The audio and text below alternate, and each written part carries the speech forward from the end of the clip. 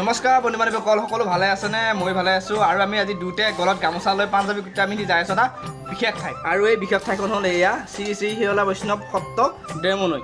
আৰু ইয়াতে প্ৰত্যেক বছৰে জন্মাষ্টমী পালন কৰা হয়। আৰু এই বছৰ পালন কৰিছে, যিহেতু মই প্ৰত্যেক বছৰে আহোঁ। এইবাৰ এই বছৰো বঢ়িয়াকৈ আহিলোঁ। আৰু ফাৰ্ষ্ট আহিয়ে বঢ়িয়াকৈ আমি বাখ্যান এটা থৈ দিছোঁ। ইয়াত থোৱা জেগা আছে। আৰু এইবিলাক আব্দুল্লাহ বঢ়িয়াকৈ কুঁহিয়াৰ বেছি আছে। আৰু ফাৰ্ষ্ট আহিয়ে দেখিলোঁ এই কণমানি ছোৱালীজনীয়ে ইমান ধুনীয়া নাচি আছে, চাই বেছি বৰ ধুনীয়া লাগিল। আৰু ই হ'ল ৰিপুন, আৰু ইহঁত কমিটিয়ে মানুহ ধৰাৰ কাৰণে ইয়াতেতো। আৰু মই বঢ়িয়াকৈ ফটা ল'ব সোমালোঁ হয়, কিন্তু যিয়ে হেঁচা ঠেলি মই ওলবা পৰা নাই। তথাপিও কিবা কৰি ল'ব চেষ্টা কৰি আছোঁ, কাৰণ মানুহ সকলো মানুহে আহে ফটা এটা ল'ম বুলি। কোনে কোনে শিৰলা বৈষ্ণৱ সত্ৰত আহি পাইছে এটা কমেণ্ট কৰি জনাব। আৰু বঢ়িয়াকৈ ভোগ খাব লৈছোঁ, গোটেই বঢ়িয়া ভোগ খোৱা পৰিৱেশ। ইয়াতে বঢ়িয়া দেখিছোঁ সুবিধা আছে, বৰ ধুনীয়া ভোগ খোৱা। আৰু ইয়াৰ ভোগটো সঁচাকৈ বৰ ধুনীয়া লাগে খাই। এই ঘৰত বনোৱাই পাত্তা নাপায়, ইমান ধুনীয়া ভোগ বনোৱাই। আৰু ইফালে বঢ়িয়া এম্বুলেঞ্চৰ সুবিধাও আছে, কাৰোবাৰ যদি কিবা মাথা চাথা ঘূৰাই বঢ়িয়াকৈ হস্পিটেলত লৈ যোৱাৰ সুবিধাও আছে। আৰু এইকেইটা গোটেইকেইটা মোৰ লগ ইহঁতৰ লগতে আহিছোঁ, আৰু সঁচাকৈ বহুত ভাল লাগে।